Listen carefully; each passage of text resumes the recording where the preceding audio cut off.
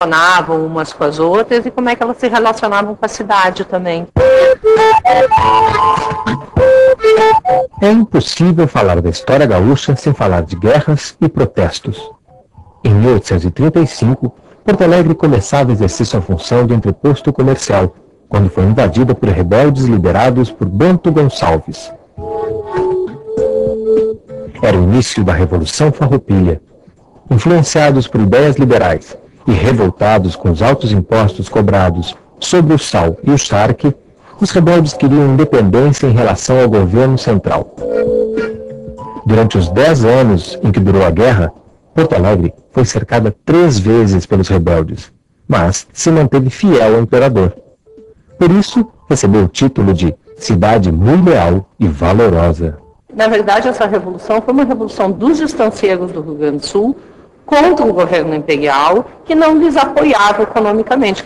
Eles criavam gado, principalmente para as charqueadas, para essa atividade que é quase uma atividade industrial, até chamada indústria do charque, para alimentar a escravaria de todo o país. Surgiu ao longo da guerra, obviamente, um grupo que, mais do que separatista, era republicano. Gente que veio de longe lutar, acabaram lutando na Revolução Farroupilha, que entre eles o Garibaldi, o Luigi Rossetti, que eram italianos e que andavam o mundo afora lutando por ideais de liberdade, igualdade, fraternidade. Eles lutavam por uma república, e por uma república livre de escravos também. Em 1893, eclodiu outro conflito com ideais separatistas. A Revolução Federalista foi travada entre os republicanos, que defendiam o presidencialismo forte, e os maragatos, defensores da independência do estado do Rio Grande do Sul. A revolta foi marcada por atos de extrema crueldade e se encerrou em 1895, com tumultos na Rua da Praia e a vitória do Partido Republicano. Porto Alegre estava em sintonia com a recém-proclamada República Federativa do Brasil. O Rio Grande do Sul, a cidade de Porto Alegre também tem essa característica, se caracteriza muito pela bipolaridade. Temos 2 partidos, 2 times de futebol, e isso é uma característica que vem do período da Revolução de 1893, que foi uma revolução justamente das oposições sul-rio-grandenses contra o monopólio de poder do Júlio de Castilhos, do Partido Republicano Rio-Grandense. Mas, apesar disso, ele vai continuar no poder através do Borges de Medeiros, que vai governar mais de 20 anos o Estado. No período de paz entre o final do século XIX e o início do século XX, houve grande desenvolvimento urbano e transformações profundas na fisionomia da cidade.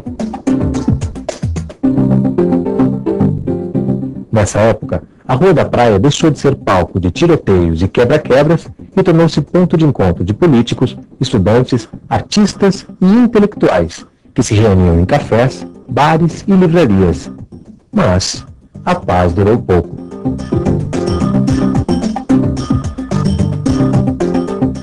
A gente está na Praça da Alfândega, com a Rua da Praia. Esse lugar aqui se chamava, aqui atrás de onde a gente está, Largo do Medeiros. Lá pela década de 10, 20, ele era um lugar onde as pessoas se encontravam para discutir política, onde os jovens da época vinham passear para conseguir namorada, para namorar, para paquerar, onde os partidos políticos tinham escritórios, suas sedes, os clubes de futebol tinham suas sedes, os grandes jornais estavam aqui, Diário de Notícia, Caldas Júnior, a Federação até o final do século XIX. Então tudo acontecia aqui. Em 1923, amparado por eleições fraudulentas, Borges de Medeiros exercia o 5º mandato como governador do estado do Rio Grande do Sul. Descontentes com os rumos da política, as elites da região da campanha, os estanceiros de gado, partiram para o enfrentamento armado. A Revolução de 23 terminou com um pacto entre os chimangos e os maragatos, entre os partidários do partido do Borges de Medeiros, o Partido Republicano Rio-Grandense, e as oposições gaúchas. Nesse pacto, o Pacto de Pedras Altas, se determinou que o Borges não concorreria ao próximo mandato, em 1925, e que ele indicaria um nome que fosse de consenso entre todos os gaúchos, entre todos os políticos gaúchos. Em 1925 ele indica o nome do Getúlio Vargas. 5 anos depois, um novo movimento armado foi gestado em Porto Alegre. A Revolução de 30 garantiu a posse do político gaúcho Getúlio Vargas na presidência da República. Os primeiros tiros da Revolução foram disparados no quartel-general da Rua da Praia.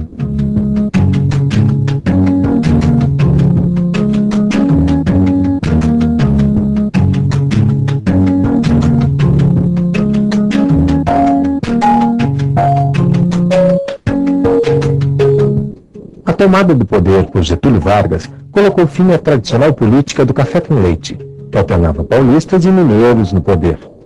Na presidência, o estadista gaúcho exerceu um comando centralizador e autoritário. O Brasil agrícola monocultor tornou-se um país industrializado e de economia diversificada. A era Vargas teve 2 fases, de 1930 a 1945 e de 1950 a 1954, quando uma grave crise política culminou com o suicídio do presidente. O povo gaúcho, mais uma vez, revoltou-se.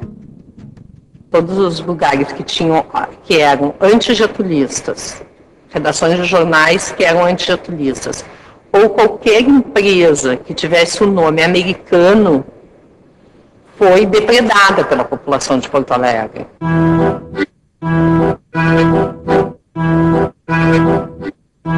A gente está bem na Rua da Praia com a Borges, uma esquina que hoje se chama a Esquina Democrática, né, onde tem muitas manifestações, às vezes manifestações individuais, alguém que sobe ali num banquinho e protesta qualquer coisa, como as grandes manifestações durante os períodos eleitorais, ou em 8 de março vem um grupo de mulheres e faz uma manifestação, outro dia especial vem alguém e faz uma grande manifestação. Mas essa esquina, ela também, aqui na volta dela, ela tem uma importância bastante grande na vida cultural da cidade, já desde o final do século XIX.